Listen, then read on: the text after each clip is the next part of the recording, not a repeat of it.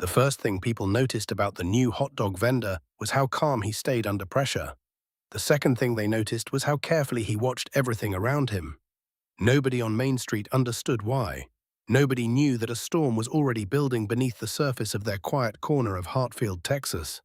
The morning air felt heavy with heat even before sunrise. Downtown Hartfield slowly came alive as delivery trucks rolled through empty streets and business owners unlocked storefronts. Steam rose from the pavement.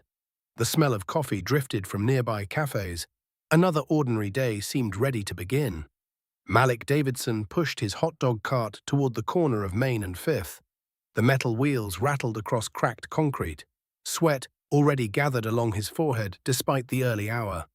He looked like a hard-working man trying to rebuild his life. Broad shoulders, strong hands, quiet confidence. His story was simple: Army veteran, recently divorced, starting over with nothing but determination. At least that was the story everyone knew. He checked every detail of his cart with careful precision. Mustard bottles lined perfectly, napkins stacked evenly, water levels correct, everything exactly where it belonged.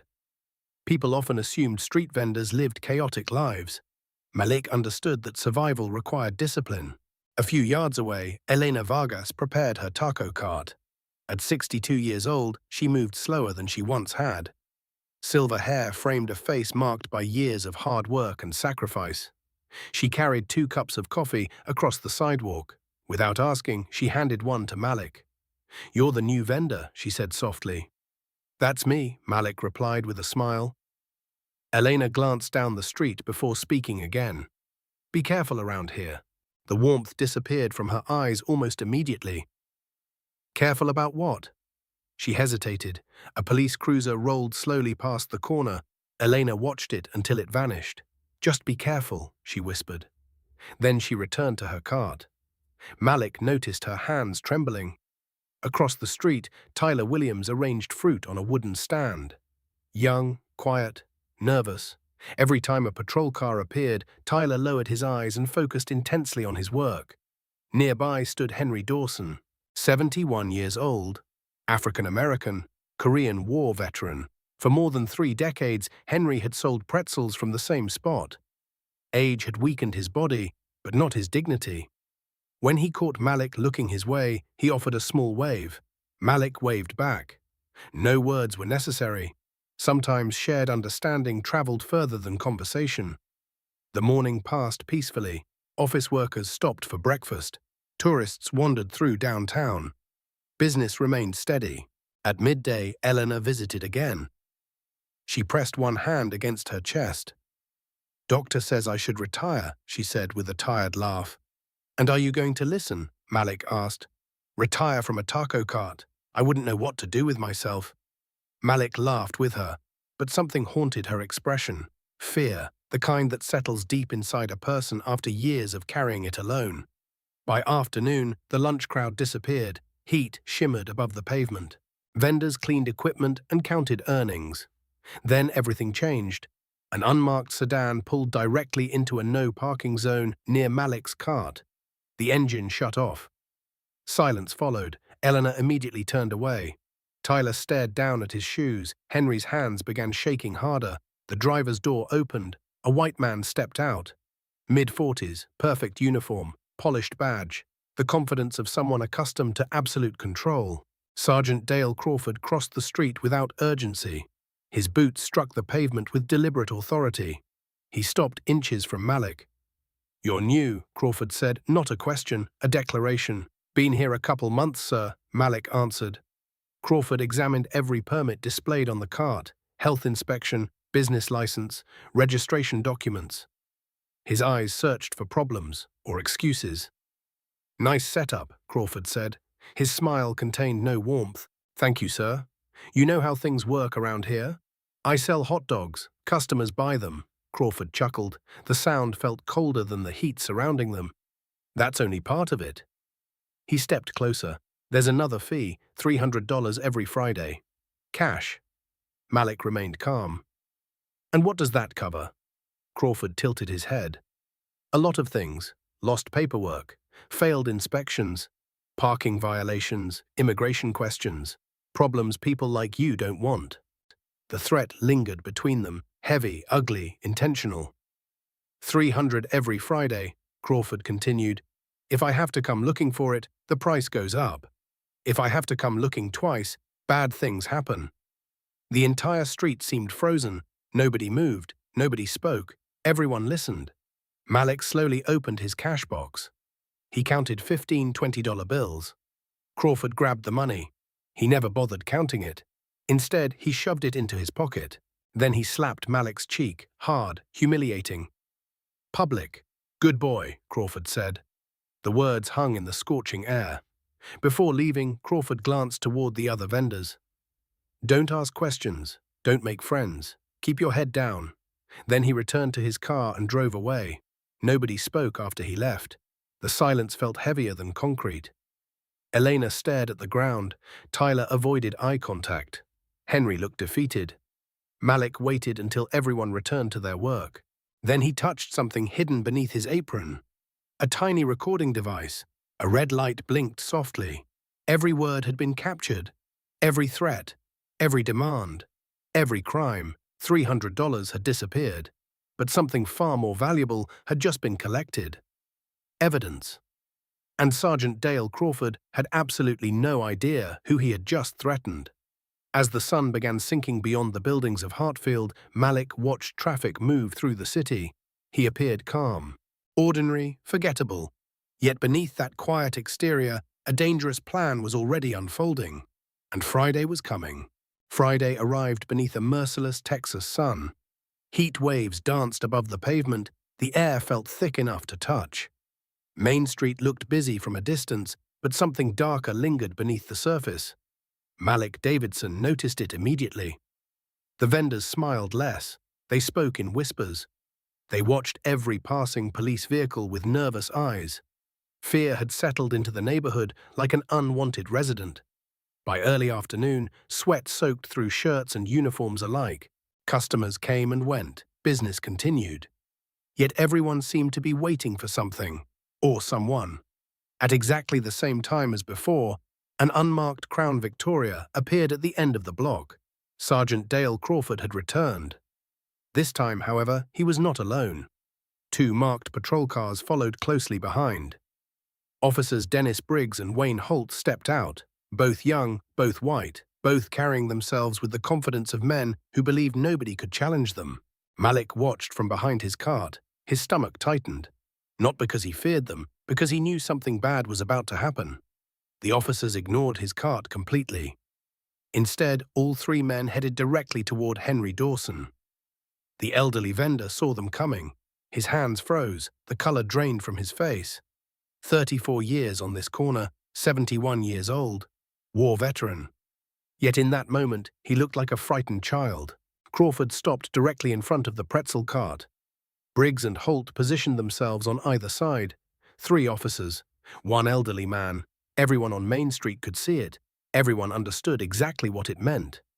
"Henry," Crawford said loudly, "we need to discuss your account." Henry swallowed hard. "I have most of it, Sergeant. My wife's medication cost extra this month. I'll have the rest very soon." "You're short. Only $200, please. I've never missed before." With Crawford's expression hardened. "I don't care." Without warning, he shoved Henry backward. The old man stumbled. His hip struck the side of the cart. Pretzels scattered across the sidewalk. Then Henry fell. Hard, the sound echoed through the street. Gasps rose from nearby vendors. Customers stopped walking. Nobody intervened. Nobody dared. Henry tried to sit up. Crawford kicked him in the ribs. The impact sounded sickening. Henry cried out. A second kick followed. Then another. The veteran curled into himself, trying to protect what remained of his fragile body. Blood appeared beside his mouth. Eleanor screamed, "Stop! He's an old man!" Crawford immediately turned toward her. His eyes carried pure menace. "You want to be next?" Elena's hand flew to her chest. Fear overwhelmed her expression. She stepped backward. The street fell silent again. Tourists watched from across the road. Several looked away. Others hurried off. Nobody reached for a phone. Nobody called for help. Briggs and Holt stood nearby like spectators enjoying a show. One of them actually smiled. Behind his cart, Malik gripped the metal edge so tightly his knuckles turned pale. Every instinct urged him forward. Every part of him wanted to stop the attack, yet he remained still. The mission demanded patience. The investigation required evidence. But watching an elderly black veteran beaten in broad daylight came with a cost that settled deep inside the soul. Henry attempted to rise again. Crawford planted a boot against his chest. "Stay down." The words dripped with contempt. "Stay down and think about what happens when people don't pay what they owe." The officers finally stepped back. Crawford brushed invisible dust from his uniform. "Call medical assistance," he ordered. "Tell them the vendor fell." Briggs nodded. "And witnesses?" Holt asked. Crawford smiled. "Nobody saw anything." Then he walked away, just like that, as if beating a helpless old man was no more important than writing a parking ticket. 20 minutes later, an ambulance arrived. Paramedics loaded Henry onto a stretcher. His face was swollen, blood stained his clothing. His breathing sounded painful. The official report would later describe the injuries as the result of an accidental fall. Everyone on Main Street knew the truth. Nobody believed the report. That evening, vendors packed up early. The usual conversations never happened. Fear silenced everything. As sunset painted the sky orange and red, Tyler approached Malik's cart. His voice barely rose above a whisper. "Don't do it." Malik looked at him. "Do what?" "Whatever you're thinking." Tyler glanced around nervously. "Men like Crawford don't lose. People disappear when they push back." Malik said nothing. Tyler lowered his eyes. "Around here, asking questions gets black men buried." Then he walked away. The warning lingered long after he disappeared. Later that night, Malik sat alone inside his small apartment. Darkness filled the room. Only the glow of his laptop illuminated the walls. He uploaded footage from the hidden camera, every threat, every payment, every second of Henry's assault. The video showed blood on concrete. It showed Crawford's boot connecting with an old man's ribs. It showed officers standing nearby without intervention. Malik created folders, backups, encrypted copies. Then he opened a document. Names, dates, locations, patterns. Every detail mattered. A reasonable person might have deleted the evidence. A reasonable person might have left Hartfield forever. Malik did neither. He stared at the screen for a long moment, then typed another line. Henry Dawson, 71 years old, veteran, beaten for being $200 short. The words felt heavier than anything he had written before. Outside, distant sirens echoed through the night. Inside, determination replaced hesitation. Crawford believed fear protected him. For years it had, but fear was beginning to crack, and somewhere beyond Hartfield, forces much larger than Crawford were quietly moving into position. The old veteran lay injured in a hospital bed. The corrupt officer slept peacefully in his home. Neither man knew that the first pieces of a much larger case were finally coming together. And before another week ended, Main Street would witness something even darker. The following week settled over Hartfield like a storm cloud that refused to move. The streets remained busy. Customers continued buying food. Traffic flowed through downtown as always. Yet beneath the appearance of normal life, fear tightened its grip on everyone working along Main Street. Malik Davidson noticed the changes immediately. Vendors packed their carts earlier.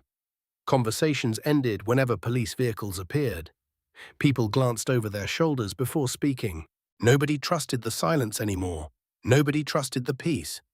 During the day, Malik sold hot dogs and smiled at customers. He discussed sports scores.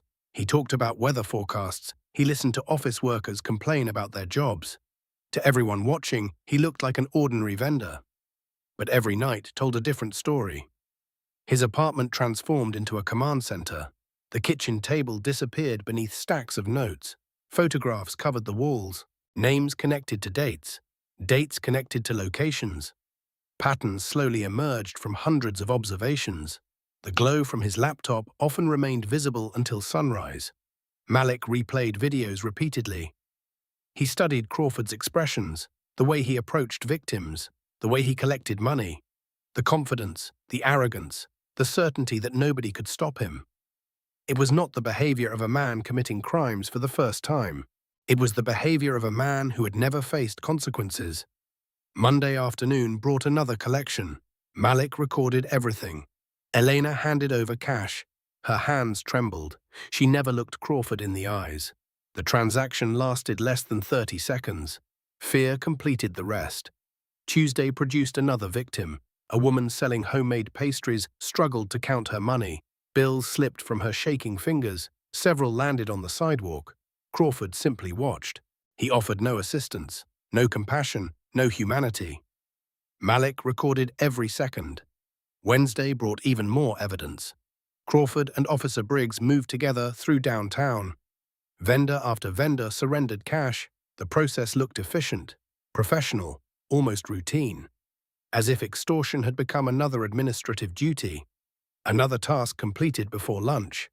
Thursday morning, Malik visited Hartfield General Hospital. Henry Dawson occupied a room overlooking the parking lot. The elderly veteran appeared smaller somehow, fragile. Bruises colored his face purple and yellow. Bandages wrapped his ribs. Machines monitored every heartbeat, every breath, every painful movement.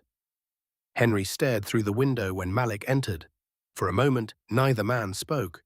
The room felt heavy with disappointment. 34 years of work. A lifetime of service, reduced to this. "How are you feeling?" Malik finally asked. Henry laughed softly. The sound contained no humor. "Like I got reminded exactly where I stand." Malik pulled out his phone. "Would you tell me what happened?"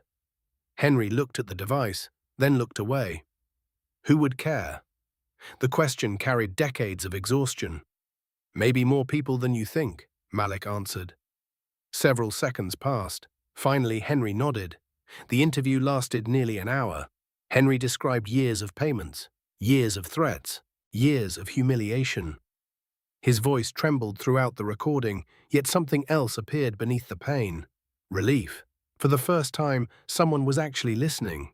When Malik left the hospital, something unusual caught his attention. A grey sedan sat across the street. The engine idled quietly. The driver remained hidden behind tinted windows. Malik recognized the vehicle. He had seen it near his apartment. He had seen it near Main Street. Now it sat outside the hospital, watching. He memorized the license plate, then continued walking without reacting. Back downtown, Tyler Williams cornered him beside a storage unit. The younger vendor looked terrified. "You're recording everything," Tyler whispered. Malik remained calm. "What makes you think that?" "Because I see you watching." Tyler glanced around nervously. "People who watch too closely disappear around here."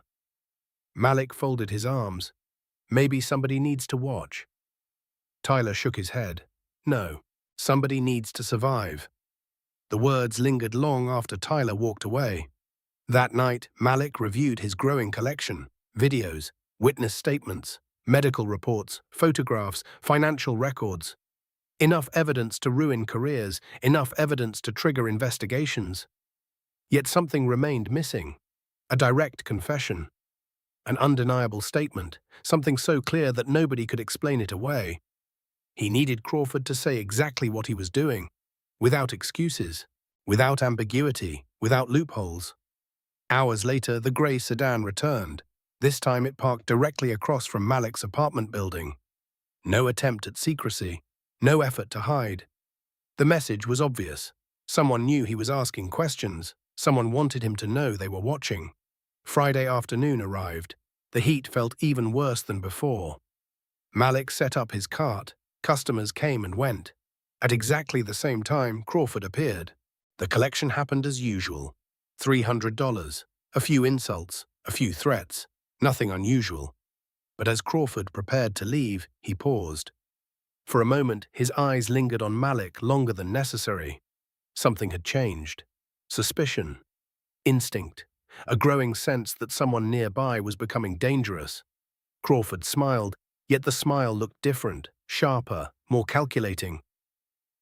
"You're learning fast," he said, then he drove away.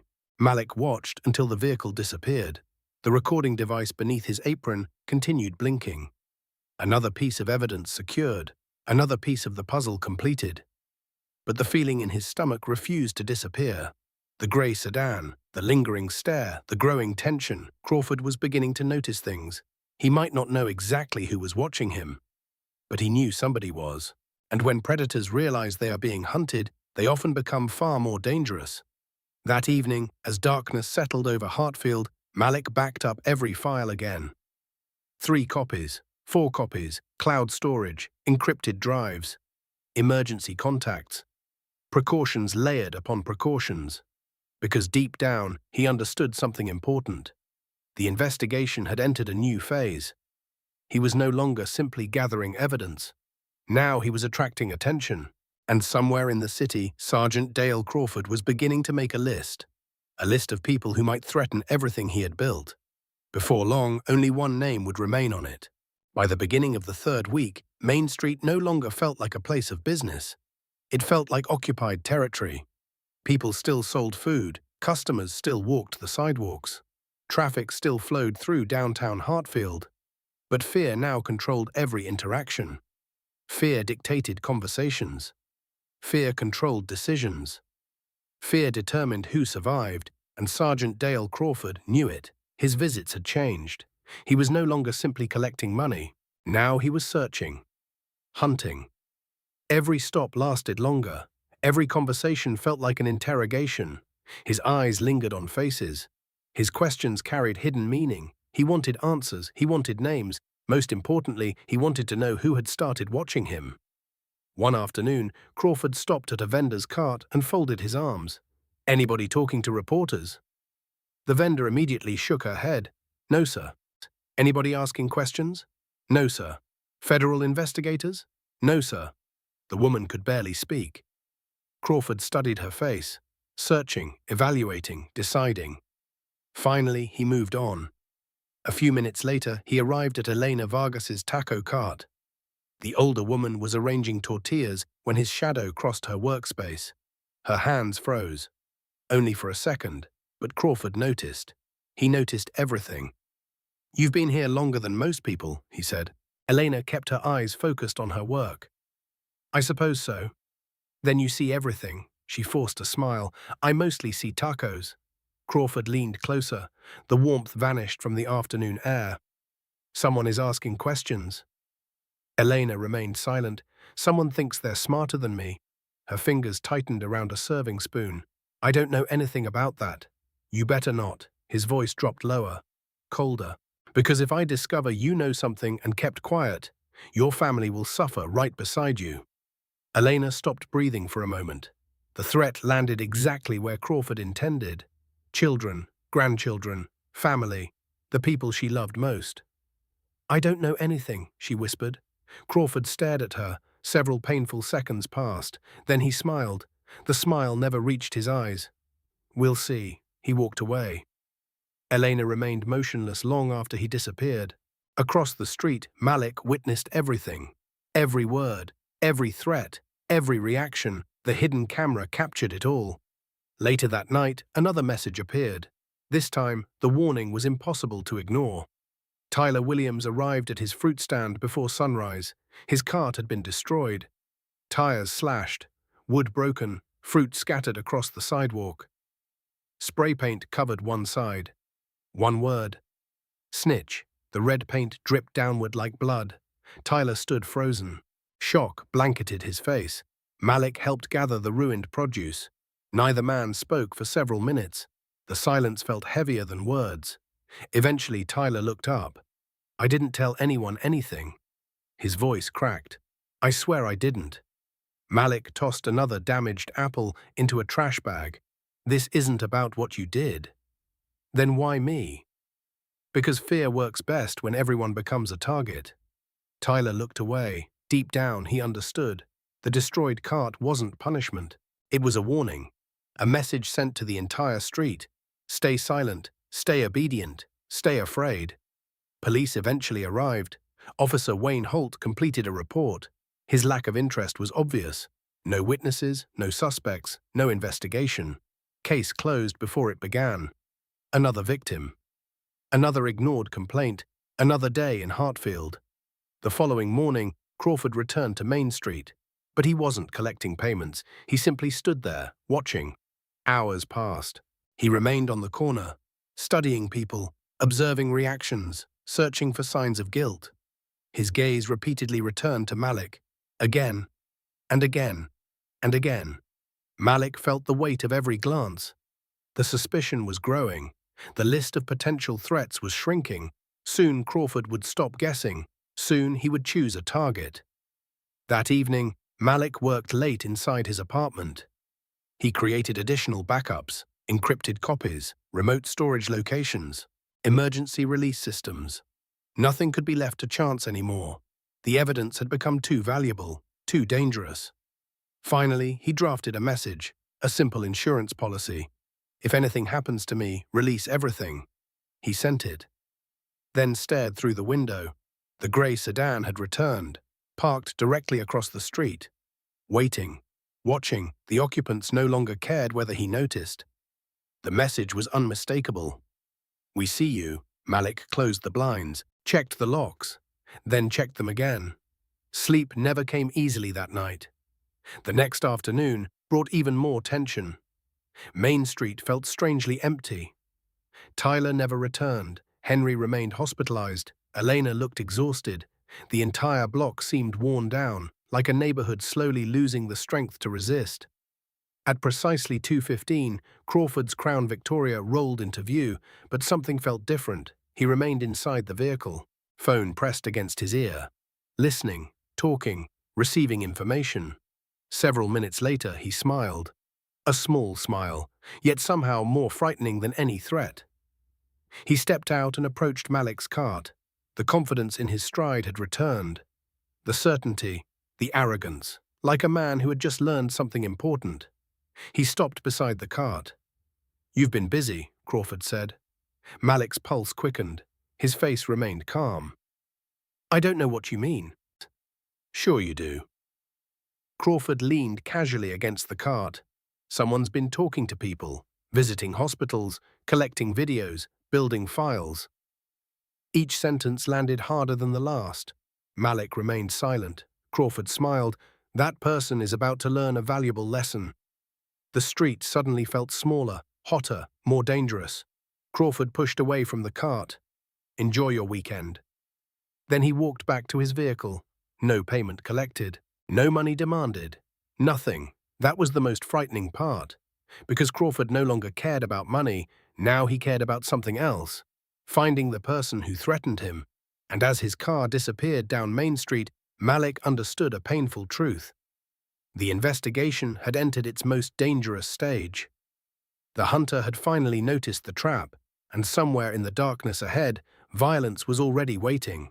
Friday night settled over Hartfield beneath a moonless sky. The city looked peaceful from a distance. Streetlights glowed softly, traffic thinned, storefronts darkened one by one. But danger often arrives wearing the mask of silence. Malik Davidson knew that better than most. Shortly before midnight, he left his apartment through the rear exit. A dark hoodie concealed his face. His movements remained cautious, measured, intentional. He was on his way to meet someone. 3 days earlier, an encrypted message had reached him. The sender claimed to possess information, not about Crawford, about the people above him, the people protecting him, the people benefiting from the corruption. The meeting location seemed ideal, an abandoned parking lot near the industrial district.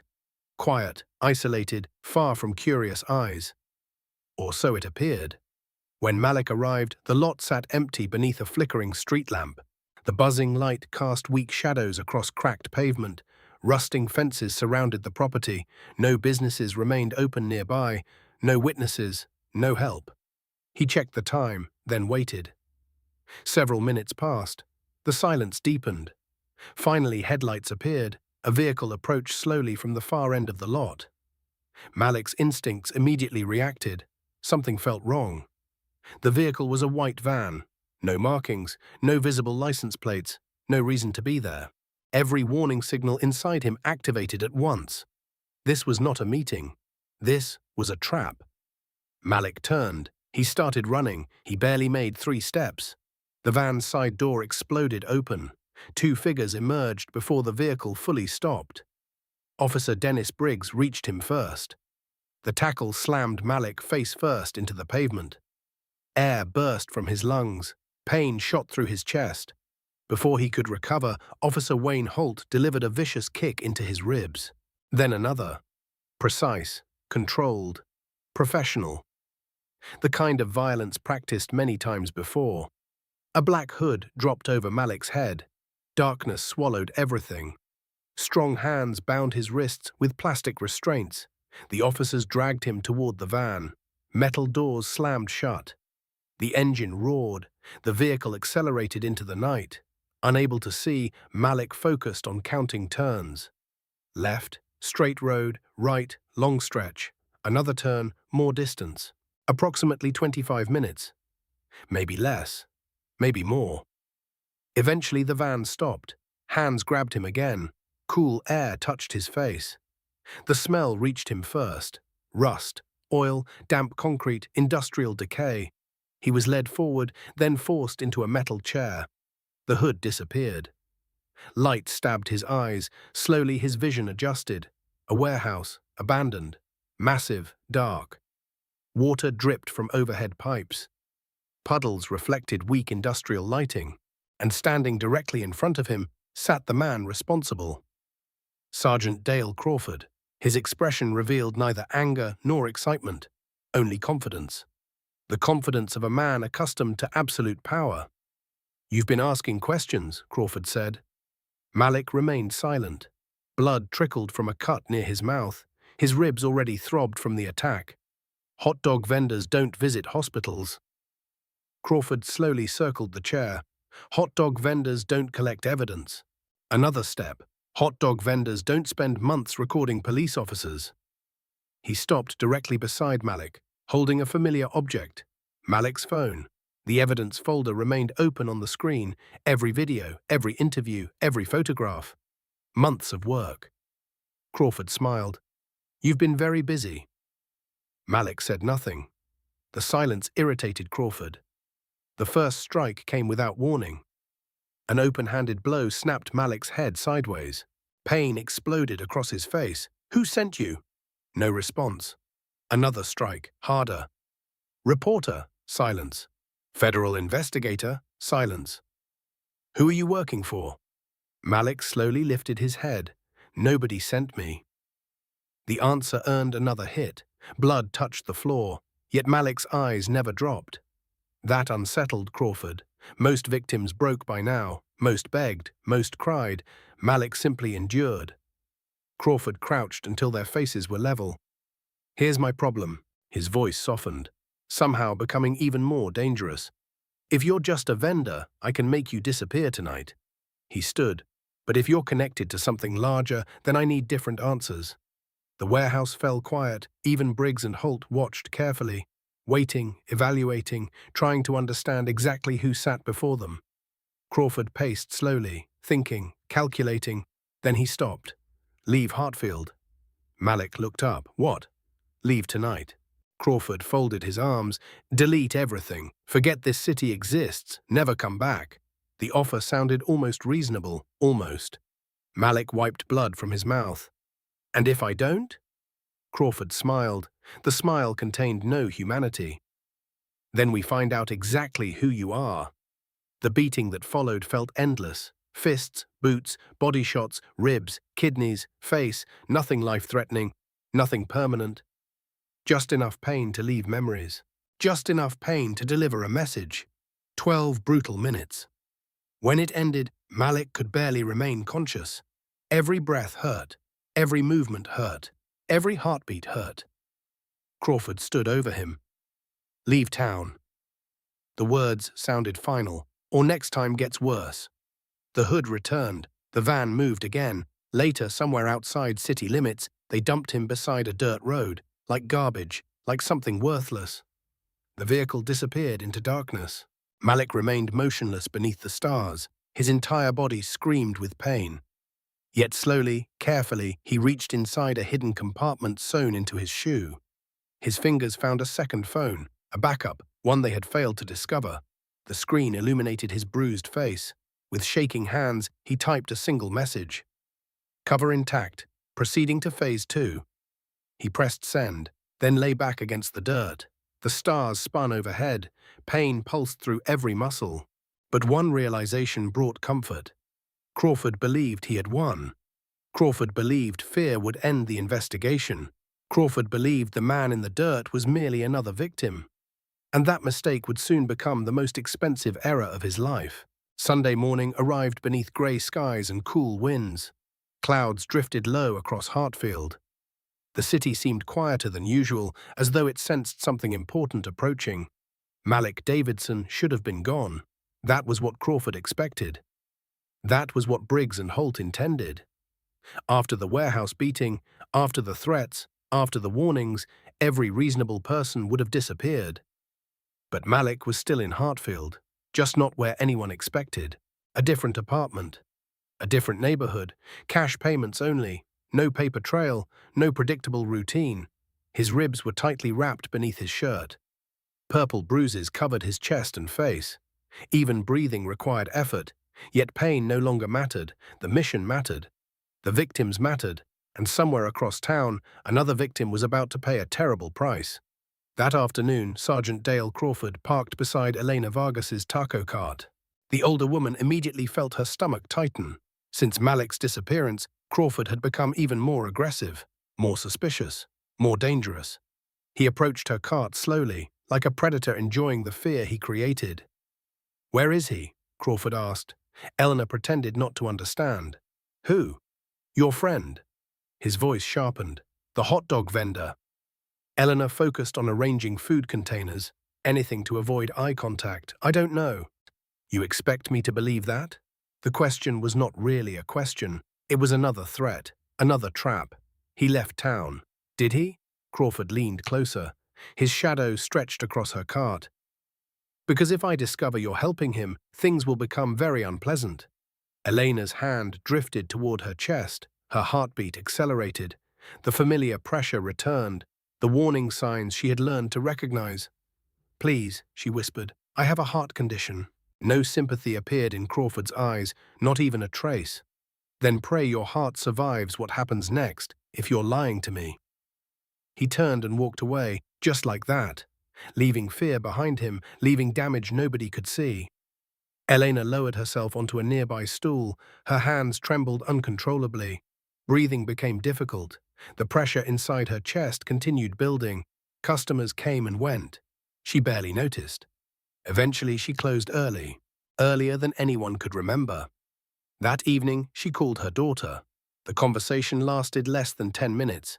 Most of it sounded ordinary. Questions about family, questions about work, questions about grandchildren. Yet something felt different, something final. "I love you," Elena said before ending the call. "I love all of you, never forget that." Her daughter sensed something unusual. "Mom, are you okay?" Elena hesitated, then smiled through tears. "I'm fine, sweetheart. I just wanted you to hear it." Later that night she went to bed. The fear remained, the stress remained, the pressure remained. She dreamed of happier times, children running through parks, family gatherings, sunlight on Main Street, customers who became friends. 11 years behind a taco cart. 11 years building a life. 11 years surviving. Shortly before dawn, Elena Vargas passed away peacefully in her sleep. Her heart finally stopped. No violence.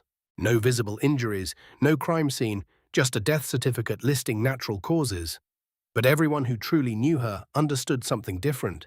Years of fear had taken their toll, years of stress had accumulated, and Crawford's latest threats became one burden too many.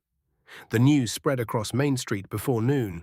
Shock, sadness, anger, disbelief. The vendors gathered quietly. Nobody spoke much. Words seemed inadequate.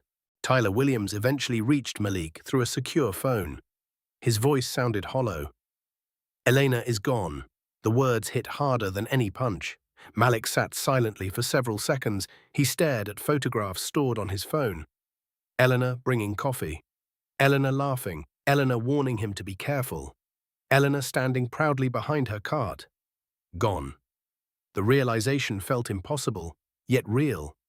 Painfully real. This investigation had always been important. Now it became personal. A line had been crossed, one that could never be uncrossed. Late that evening, Malik sat alone inside his temporary apartment. Rain tapped softly against the window. The city lights blurred through the glass. For a long time, he simply stared into darkness, thinking, remembering, calculating. Finally, he picked up a secure phone. A number waited in his contacts, one reserved for emergencies, one reserved for moments exactly like this. He pressed call. The line connected immediately. "Phase 2, Malik said quietly. Silence answered for a moment. Then a calm voice responded. "Understood." The call ended. No further explanation required. No details necessary. The machine had begun moving. Far beyond Hartfield, far beyond Main Street, far beyond anything Crawford could imagine. That same night, the corrupt sergeant slept comfortably in his home. He believed the threat had been eliminated. He believed fear had won once again. He believed the hot dog vendor was broken. Disappeared. Defeated. He could not have been more wrong. Because early Monday morning, hundreds of miles away, a bruised man would walk through the doors of a federal building, and the identity he had hidden for 18 long months was finally about to be revealed. Monday morning began beneath clear skies over Houston. Sunlight reflected from glass towers and government buildings. Commuters hurried through crowded sidewalks. Another ordinary workday seemed underway. For Malik Davidson, nothing about the day was ordinary. Every step hurt.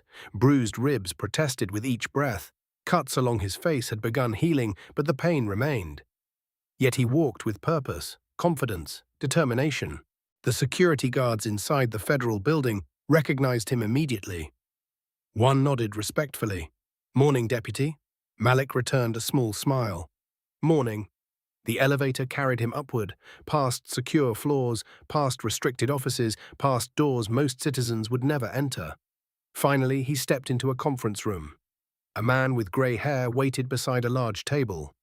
Lieutenant Carl Whitmore, 15 years with a federal public corruption task force, known for patience, known for results, known for never forgetting a victim. Whitmore studied Malik's injuries. "Looks like they worked you over pretty good. I've had worse days." Whitmore almost smiled. Almost. Malik sat down, then reached inside his jacket. A badge landed softly on the table. The room grew quiet.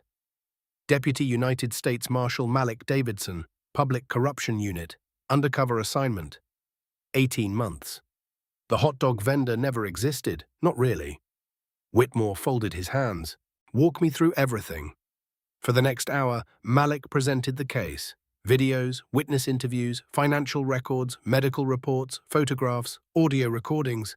Every piece carefully collected, every piece documented, every piece verified. Crawford's protection racket stretched back years, at least 14 vendors. Monthly payments, threats, extortion. Violence, fear. The evidence painted a devastating picture. Whitmore reviewed folder after folder. His expression remained professional. But the anger in his eyes became impossible to hide. You have him demanding payments on camera, multiple times. Taking cash, multiple times. Threatening victims, repeatedly. Whitmore nodded. Good. Then his eyes shifted toward another folder, the hospital photographs. Henry Dawson, the bruises, the injuries, the broken ribs, the humiliation. Whitmore exhaled slowly. And Eleanor, the question changed everything. Malik stared at the table. For the first time that morning, emotion appeared. "She died yesterday." Silence filled the room. Nobody moved. Nobody spoke. Whitmore eventually leaned back. "What happened?" "Officially, cardiac arrest." Malik's jaw tightened. Reality is more complicated. He described Crawford's threats, the intimidation, the fear, the years of pressure, the final conversation, the worsening condition, the collapse. Whitmore listened carefully. When Malik finished, neither man spoke immediately. The loss felt personal, because it was. "She deserved better," Whitmore finally said. "Yes, and Crawford is going to answer for everything he did." Malik nodded. The promise mattered, but something still felt wrong. Something had bothered him for weeks. Whitmore sensed it. "What's on your mind?" Malik stood and walked toward a whiteboard covered with timelines, names, locations, operations. He always knew too much.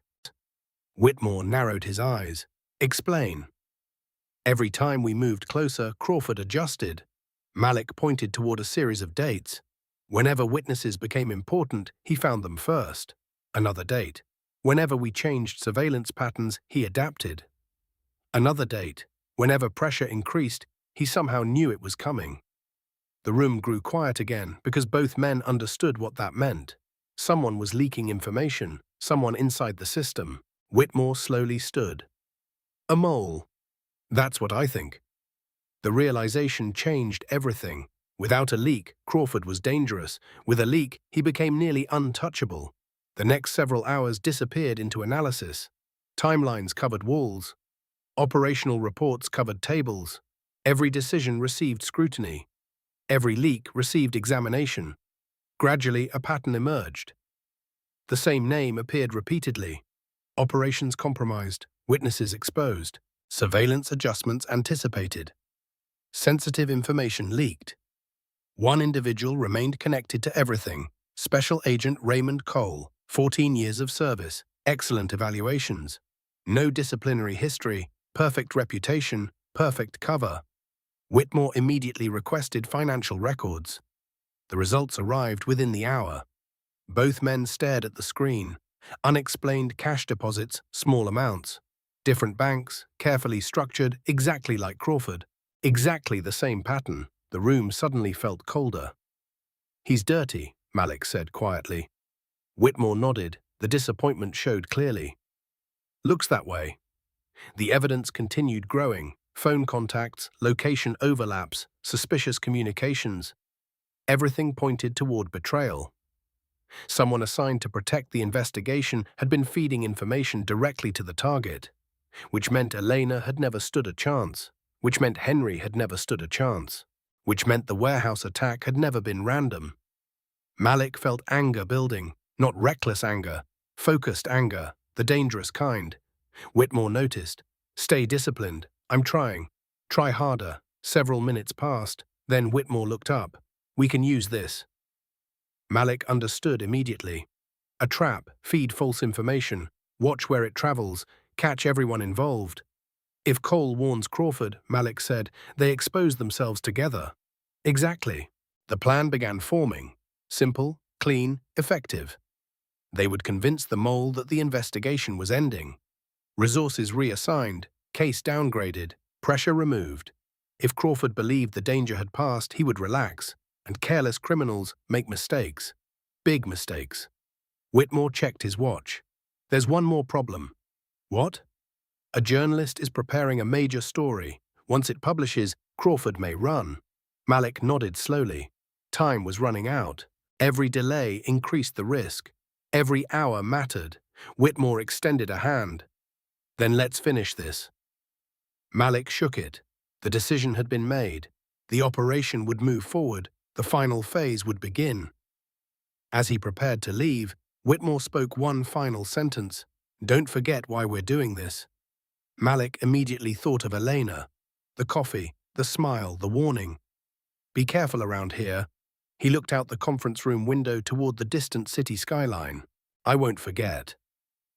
Neither man knew it yet, but within 48 hours, Main Street would become the center of one of the largest public corruption arrests in Texas history, and Sergeant Dale Crawford was already walking straight into the trap. Wednesday arrived bright and hot. The Texas sun hung high above Hartfield.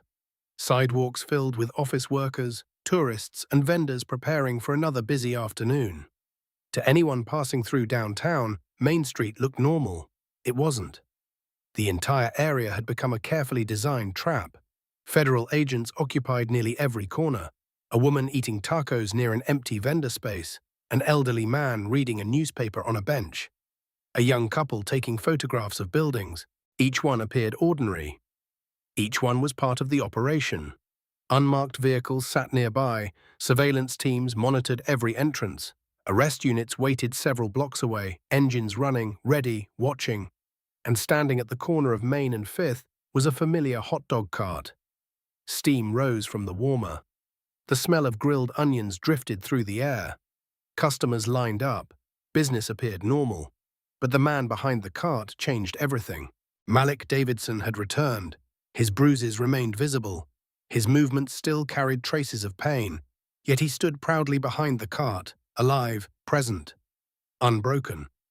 The reaction was immediate. Tyler Williams froze when he saw him. Other vendors stared openly. Several crossed themselves. Some looked genuinely frightened, because everyone believed Crawford had made him disappear.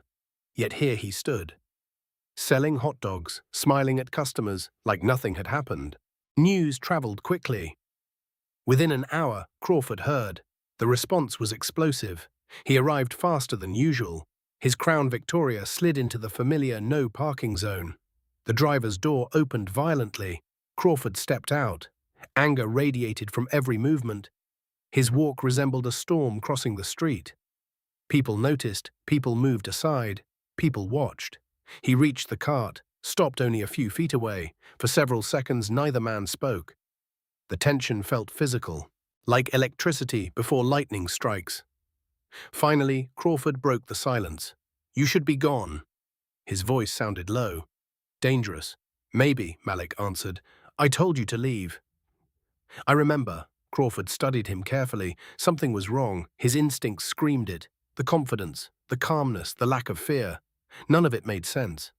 "Why are you here?" Malik looked directly into his eyes. "Because Elena isn't." The words landed like a punch. For the briefest moment, something flickered across Crawford's face. Not guilt. Never guilt. Annoyance. Contempt. Dismissal. "The old woman died from a heart attack. The old woman died because you spent years terrorizing her." Customers nearby stopped pretending not to listen. The street grew quieter. Everyone sensed something important was happening. Crawford stepped closer. His hand drifted toward his sidearm. "Careful." Malik remained perfectly still. "Or what?" The question hung between them. Heavy, sharp, provocative. Crawford's jaw tightened. "You think you're brave because you came back?" "No." Malik's voice remained steady. "I came back because somebody finally needed to stop you." The statement struck harder than any insult. For years, nobody challenged Crawford publicly. Nobody confronted him. Nobody stood their ground. Now someone was doing exactly that. Directly. Openly. In front of witnesses. The sergeant's fingers tightened around his weapon. The movement did not go unnoticed. Across the street, plainclothes agents shifted slightly. Hands moved closer to concealed equipment. Eyes locked onto the target. The operation balanced on a knife's edge. One wrong move could trigger chaos. "Last chance," Crawford warned.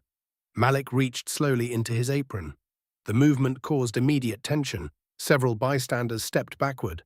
Crawford's hand tightened further. Then Malik produced something small. Metallic. Official. A badge. The afternoon sunlight reflected brightly across its surface. For the first time, confusion appeared on Crawford's face. Then disbelief. Then horror. "Deputy United States Marshal Malik Davidson," Malik said clearly. His voice carried across the sidewalk. "Public Corruption Unit." Silence exploded through the street. Nobody moved, nobody breathed. The words seemed impossible. Tyler stared, customers stared, vendors stared, even Crawford appeared frozen. 18 months of deception collapsed in a single sentence. The hot dog vendor, the struggling veteran, the new guy on the corner. None of it had been real. Every payment, every threat, every crime, documented, recorded, preserved. "No," Crawford whispered. The color drained from his face. "That's impossible." "No," Malik replied. "What's impossible is getting away with this forever." The realization struck Crawford completely. Every collection, every assault, every extortion payment, captured. His entire empire suddenly looked fragile, temporary, finished. And for the first time in many years, Sergeant Dale Crawford looked afraid, genuinely afraid. Across Main Street, hidden agents received the signal. The final phase had begun. But Crawford was not the kind of man who surrendered quietly. As panic spread behind his eyes, one terrible decision began forming. A decision that would determine who walked away alive. The revelation hit Main Street like a thunderclap. People stood frozen. Customers stopped walking. Vendors forgot their work. Even the sounds of traffic seemed distant. Deputy United States Marshal Malik Davidson held his badge steady beneath the afternoon sun. The truth was finally exposed. 18 months undercover. 18 months collecting evidence. 18 months building a case against the most feared man in Hartfield. Across from him, Sergeant Dale Crawford struggled to process what he had just heard. His carefully controlled expression cracked. The confidence disappeared. The arrogance vanished. For the first time since anyone could remember, Crawford looked uncertain. Then fear transformed into rage. Pure rage. His face reddened, his jaw tightened, his eyes burned with hatred. "You lied to me," he hissed. "You lied to everyone." Malik remained calm. "You made that easy." The answer pushed Crawford closer to the edge. Around them, plainclothes agents waited, hidden, prepared, watching every movement. The operation had reached its most dangerous moment. One mistake could trigger violence. 1 second could change everything. Crawford took another step forward. His hand closed around his sidearm. Immediately, several federal agents shifted position. Communications crackled through hidden earpieces. Vehicles nearby came alive. The trap tightened. "You think you've won?" Crawford asked. Malik said nothing. The silence irritated him even more. "You have no idea who you're dealing with." "I know exactly who I'm dealing with." Malik's voice remained steady. "A man who terrorized innocent people for years." The accusation echoed across the sidewalk. People listened, people remembered. Henry Dawson remembered. Tyler Williams remembered. Every vendor remembered. Every victim remembered. Crawford realized something terrifying. The fear that once protected him was disappearing. The witnesses were no longer looking away. The victims were no longer silent. The spell was broken. His eyes darted around the street. Suddenly he noticed details he had overlooked. The woman near Elena's old location, the man reading a newspaper, the couple taking photographs, the parked vehicles, the careful positioning, the constant observation. Understanding arrived all at once. This was not a coincidence. This was an operation, a federal operation, and he stood directly in the center of it. Panic flashed across his face, only for a second. Then desperation took control. Crawford drew his weapon. The reaction was immediate. Federal agents appeared from every direction. Commands exploded across Main Street. "Federal agents, drop the weapon. Don't move." The peaceful afternoon vanished instantly. Customers ran, people screamed, vendors ducked behind carts, chaos erupted. Yet amid the confusion, Malik never moved. His eyes remained fixed on Crawford. The corrupt sergeant looked trapped, cornered, finished, and dangerous. Very dangerous. His weapon trembled slightly. Not from fear, from desperation, a man watching his entire life collapse. "You ruined everything," Crawford shouted. "No," Malik answered. "You ruined it yourself." The words struck harder than any arrest warrant. Years of corruption, years of violence, years of intimidation. All ending here, all ending now. Crawford's eyes searched desperately for escape. There was none. Agents covered every direction, vehicles blocked every route, witnesses filled every sidewalk. The game was over. For several long seconds nobody moved. The entire city seemed to hold its breath. Then Crawford made his choice. Slowly, reluctantly, he lowered the weapon. The fight left his body. The realization finally arrived. He had lost. Immediately agents surged forward. Within seconds, he was on the pavement. Handcuffs secured his wrists. Commands echoed across the street. Additional arrests unfolded simultaneously. 2 blocks away, Dennis Briggs was taken into custody. Wayne Holt followed moments later. Federal vehicles moved rapidly through the city, search warrants activated, evidence teams deployed. The operation expanded beyond Main Street, far beyond what Crawford ever imagined. As agents lifted him from the pavement, he stared directly at Malik. Hatred filled his eyes. "This isn't over." Malik looked toward Eleanor's empty corner. The space where her taco cart once stood. Flowers now covered the area, handwritten notes, photographs, memories, a quiet memorial. "For Elena, it already is," Malik said. The statement silenced Crawford. Federal agents escorted him toward an armored vehicle. Crowds gathered, people watched. Some cried, some cheered. Many simply stared, unable to believe what they were witnessing. The man who controlled Main Street. The man nobody challenged. The man who seemed untouchable, leaving in handcuffs. Yet even as justice unfolded, Malik felt no celebration, no triumph, no victory, because Elena was still gone. Henry still carried scars, Tyler still lived with fear. The damage remained. Accountability mattered. But accountability could never restore everything that had been lost. As the vehicles departed, Malik stood alone beside his cart. The afternoon sun cast long shadows across Main Street. The operation appeared finished. The arrests were complete. The evidence was overwhelming. The city could finally breathe again. Or so it seemed. Because hundreds of miles away, inside a secure federal office, investigators were discovering something disturbing. The corruption did not end with Crawford. A name hidden deep inside confidential files had just surfaced. A trusted federal agent. A trusted insider, someone who had secretly protected Crawford for months. And the discovery threatened to expose a betrayal far larger than anyone expected. 1 week later, the nation began paying attention to Hartfield. Television networks covered the arrests. Newspapers published front-page stories. Online articles spread across social media. What started on a forgotten street corner had become national news. But for Malik Davidson, the story was never about headlines. It was about people. People like Elena Vargas, people like Henry Dawson, people like every vendor who spent years living beneath fear. Inside a federal conference room in Houston, investigators worked around the clock. Boxes of evidence filled tables. Financial records covered walls. Photographs connected names. Phone records exposed relationships. The deeper investigators looked, the worse everything became. Sergeant Dale Crawford had never acted alone. The corruption reached further, higher, wider. Exactly as Malik suspected. Lieutenant Carl Whitmore stood beside a display board covered with documents. One photograph sat at the center. Special Agent Raymond Cole, 14 years in federal service, trusted, respected, decorated, corrupt. The evidence against him grew stronger every hour. Bank deposits, encrypted communications, leaked operational details. Witness exposure, everything pointed toward betrayal. The man assigned to help stop corruption had secretly protected it. Whitmore stared at the board. We trusted him.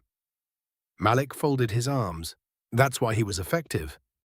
Several hours later, federal agents executed another warrant. This time, the target was Raymond Cole. The arrest happened quietly. No dramatic confrontation, no public scene, just handcuffs, evidence, and consequences. As agents escorted him from the building, reporters gathered outside. Cameras flashed, questions echoed. Cole never answered. He simply lowered his head. The investigation continued expanding. Additional arrests followed. More officials became subjects. More records surfaced. More secrets emerged. Years of corruption slowly unraveled. Back in Hartfield, Main Street felt different. Lighter, calmer, safer.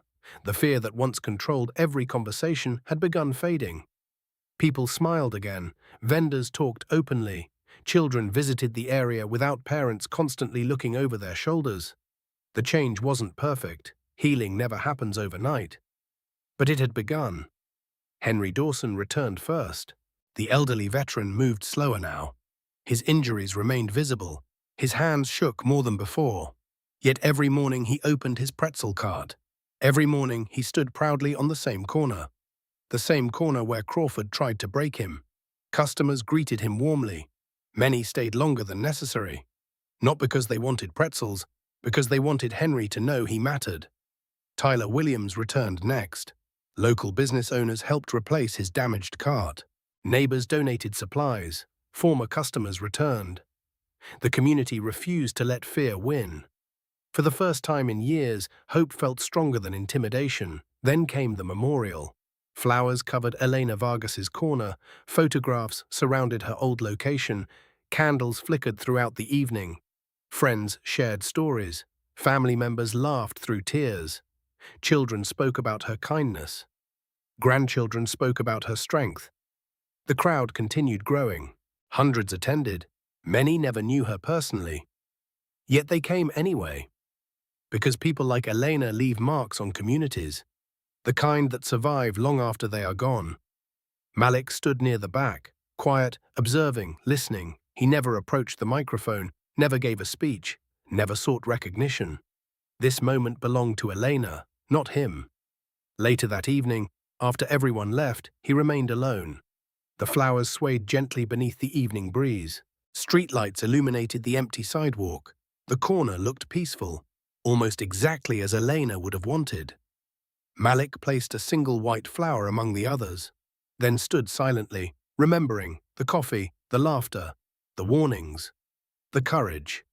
For a long time, he said nothing. Eventually, a quiet reflection formed in his mind. Justice matters, but justice often arrives after damage has already been done. That truth hurt, perhaps it always would. Several weeks later, the federal indictments became official. Dale Crawford, Dennis Briggs, Wayne Holt, Raymond Cole, multiple charges, multiple conspiracies, multiple victims. The evidence proved overwhelming. Court proceedings would continue for months, possibly years. Yet one fact could no longer be disputed. The truth had survived. Despite fear, despite violence, despite corruption, despite betrayal, back at the Marshal's office, two framed photographs rested on Malik's desk. One belonged to his late brother, a loss that shaped his life. The other belonged to Elena Vargas, a woman who simply wanted to sell tacos and care for her family. Whitmore stopped beside the desk one afternoon. "You did good work." Malik looked at the photographs, then shook his head slightly. "I did what needed to be done." Whitmore nodded. Neither man said anything else. Sometimes silence communicates more than words. Outside the office window, the world continued moving. People went to work, families shared meals, children played, life carried forward, as it always does. Yet somewhere in Hartfield, vendors now opened their carts without fear. They served customers without paying tribute. They lived without constant threats. And that mattered, because real change rarely begins with powerful people. It begins with ordinary people refusing to accept injustice forever. Elena never saw the final victory. Henry paid a painful price. Many others suffered. But their stories helped expose the truth. Their courage mattered. Their voices mattered. Their lives mattered. And because of them, a system built on fear finally collapsed. The lesson remained simple. Justice is never free. Truth is never easy. But when good people refuse to surrender, even the strongest corruption eventually falls. Subscribe to the channel, leave a comment, your viewing location, and share this video.